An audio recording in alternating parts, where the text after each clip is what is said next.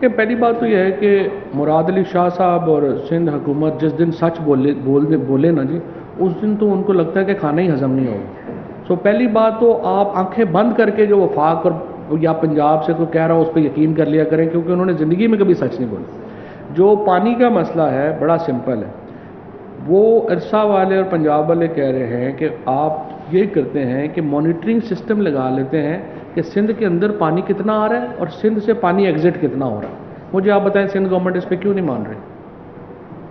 अगर वो अपना पंजाब वाले अपने पानी में से चाहे वो 5 नहरें निकालें, वो तो उनका हिस्सा है। मुझे आप बताएं, सिंध गवर्नमेंट से आपको पूछना ये चाहिए कि इसके ऊपर आपको एतराज़ क्या है कि वो पंजाब से जितना पानी सिंध में आ रहा है वो मॉनिटर हो और सिंध से जितना पानी आगे समंदर में एग्जिट हो रहा है वो मॉनिटर हो। इसमें क्या प्रॉब्लम है? मैं आपको बताता हूँ क्या प्रॉब्लम।